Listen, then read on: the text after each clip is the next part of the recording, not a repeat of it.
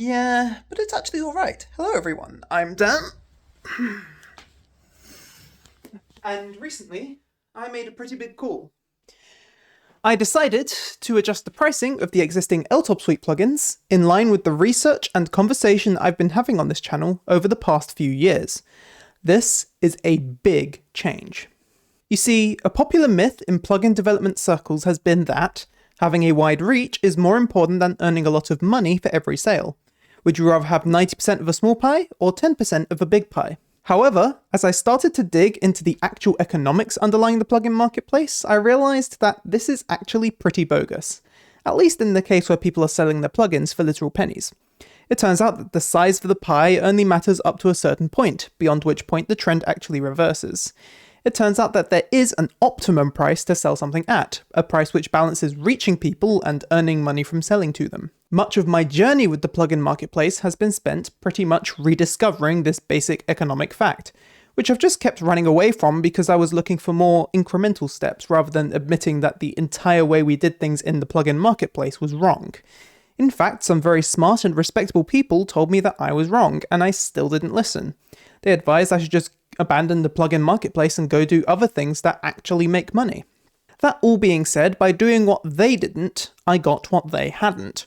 Roblox have completely reworked the plugin marketplace into a brand new creator store, and that's all thanks to the team of plugin creators that have ceaselessly campaigned for Roblox to present better opportunities for every creator, not just us. The only remaining problem then was that the culture was wrong. While by that point the average person was on board with the admittedly easy idea that Roblox should give creators more revenue, the average person still didn't really want to give anything up to make that happen. For a while there was this fantasy floating around that implementing these technical changes would sort everything out, that we wouldn't have to question anything about our own tendencies as plugin creators or as plugin users. That's why I released my video about plugin pricing. I wanted to fully justify what, by that point, had been pointed out repeatedly by many other people. That all these store changes mean nothing unless you're actually willing to stop selling your products for pennies. I won't bore you with the details here, go watch that video afterwards if you want, but in short I concluded that selling for under $15 in any case is stupid, and that $49 would be my new reference price for a good plugin, which I will now price my stuff relative to. All of this is evidence-based, by the way. I'm drawing on everything from census data to personal sales figures to conversations I've had with a wide range of creators and users. So, having made those videos and having gotten a very positive response to them, there was really only one thing left to do. I'd relented on doing it for far longer than I should have, but my hand was eventually forced. I decided that it was time to update the prices of my own plugins based on my own research. I made a video over on the new Studio LTOP channel explaining exactly what went into that decision, but in short, my free plugins are now $14, just under that minimum price, and my paid plugins are now $29, much closer to what I'd consider to be reasonable. By doing this, I am actively defying principles that so many people, especially on the dev forum, believe to be true. Also by doing this, I am actively putting into practice what so many other people, especially outside of the dev forum, believe I should have done long ago. In many ways, this is going to be the ultimate test pitting both schools of thought directly against each other. Will I do better after the change, or was this all one big mistake? Well, that change was a few days ago now, so I have some preliminary data on the change. For obvious reasons, I'm not directly disclosing every single number because that would be incredibly invasive. However, I can still talk about what's actually relevant, which are the overall trends. Firstly, let's talk about sales volume. Ever since I upped the price on my stuff, my sales have fallen off of a massive cliff. Directly before this change was announced, I was selling a mid to high double-digit number of plugins per day. A couple days after this change was announced, it has fallen to the single digits. So to answer the titular question of this video, my plugin sales are absolutely ruined. So why am I not upset? Surely losing all of your sales volume is a fate worse than death? Well, if these preliminary and not at all representative early statistics are to be believed, I'm doing better than I thought. You see, while it's true that less people are buying my plugins now, each individual plugin is now selling for much more.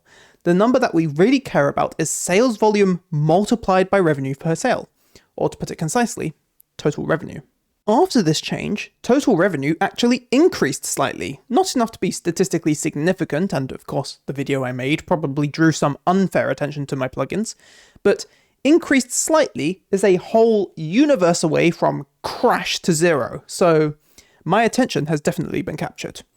And remember, this is still the worst time to buy my plugins. I'm still limited by the inefficiencies of DevX and the marketplace fee, which means I'm still not earning as much per sale as I will when the Creator Store launches proper. The people buying my plugins are also currently getting a raw deal too. If they purchase their Robux, then according to Roblox themselves, only 25% of that money is forwarded onto creators, which means effectively that they'll be paying 4 times the listed price of any plugin. On top of all of this, my plugins still sit among a sea of cheaply priced competitors, which means that, alongside my sensibly priced brethren, we're all sticking out like a bit of a sore thumb. That will go away with the launch of the Creator Store, but it still applies for now. So, given all of those factors, the fact that my numbers are coming out to be about the same as before is astonishing. Like, I can't conclude anything concrete this early on, but it potentially means that this experiment is about to pay its dividends.